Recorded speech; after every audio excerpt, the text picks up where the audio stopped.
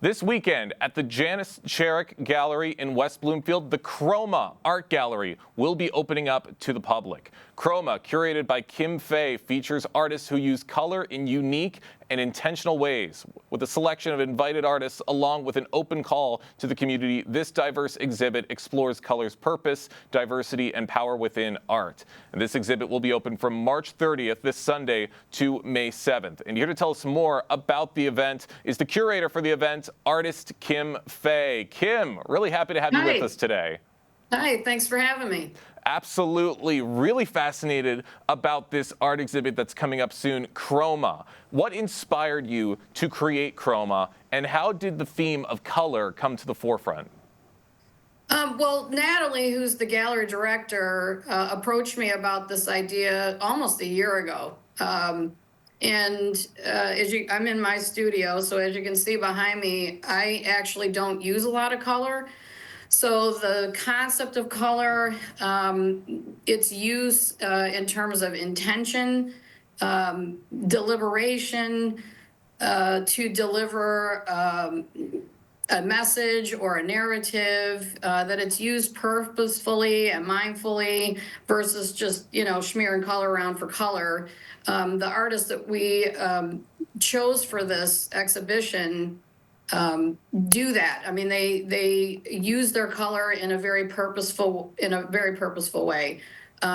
Scheherazade Washington Parrish uses. She's also one who kind of goes to absence of color, and then the little bit of color that she does use has a very specific purpose to it. Relates to some of her cultural experiences and things like that. Ivan Montoya uses a lot of color in very unusual ways, kind of provokes the viewer to reconsider the images that he's presenting in a new and interesting way. A lot of his color choices relate to his cultural background as well. I know I've seen a lot of his work where the paintings themselves employ oranges and reds and these really hot colors, and you almost have a visceral response to it where it feels like the temperature in the gallery increases just based on the color that he uses. What's really exciting about this exhibition is the artists that were invited purposefully, intentionally with this in mind. But also the call for art has been very exciting in that the people who've submitted their work were just as talented. I mean, I feel like both levels are really exciting and very talented in what they've brought to the show. So I'm really excited about it. It's getting a lot of buzz, and I think it's going to be great.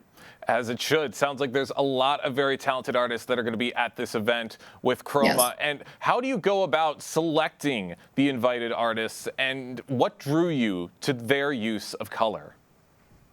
Well, I've been a part of the art community here for about 30 years, and I know a lot of them. I'm very aware of their work, and because of my particular predisposition to manipulation of color in order to deliver a particular narrative, I'm very aware of the artists who use color in a similar way.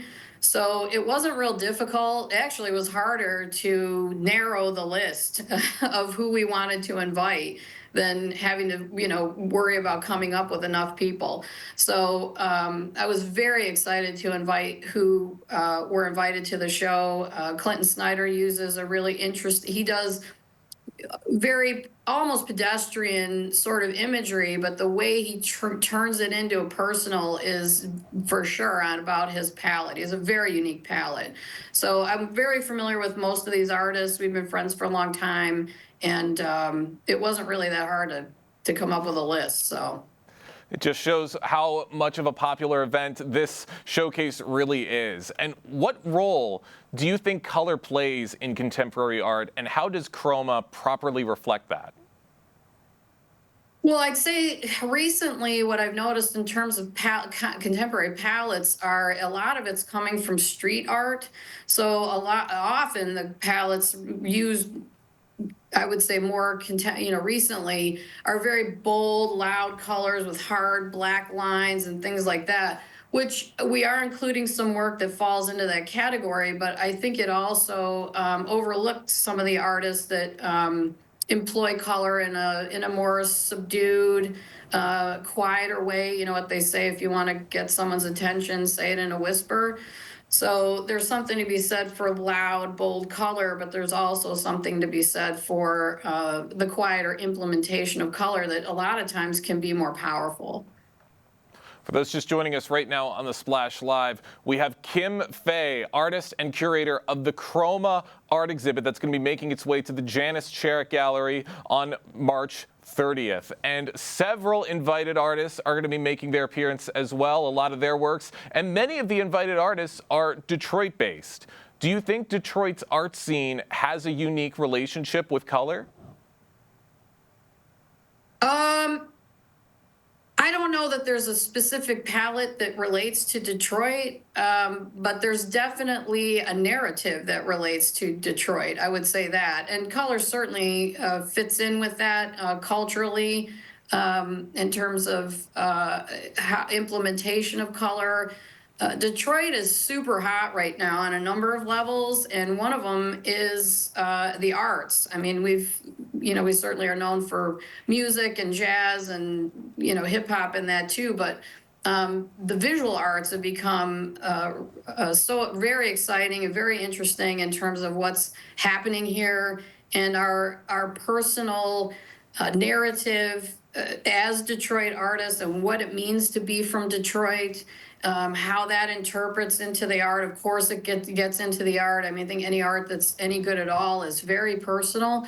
So all of these artists are local. Every single one of them is local, and they're using their personal cultural language in the work in the show. And so it makes it even more provocative because it is so personal and definitely relates directly to our experience with each other and then with the city as well.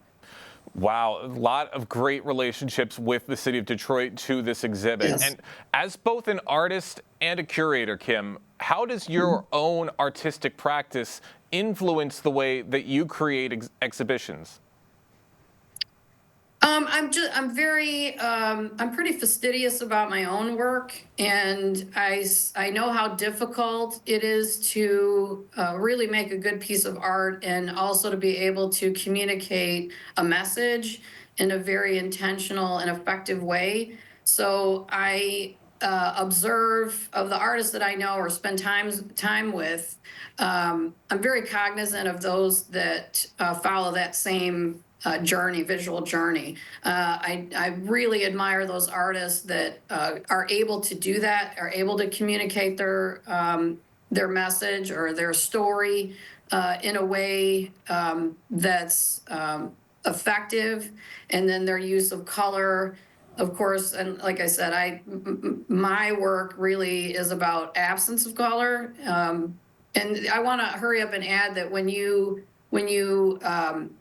employ a limited palette, you really now have to rely on your skills, your drawing skills, your compositional skills, all these other skills. You can't lean on color to get you out of a bad composition. You really have to know what you're doing in order to do that. And I really admire the artists that do that.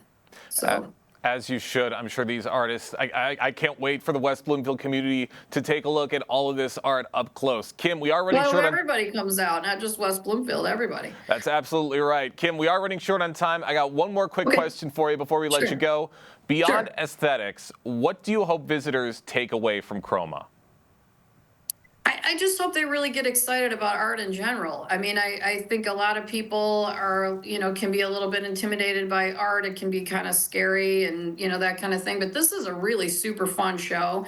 And the artists that are in the show really are very good at what they do, highly talented. They're very personable, easy to approach, things like that. I'm hoping it'll just open a line of communication and, we have some connection between ourselves and the community. So I hope everybody comes out because art's for everyone. That's absolutely right. Art is for everyone. And this event and this exhibit is for everyone as well. Kim, thank you so much for joining us today here on the Splash Live. Thank you so much.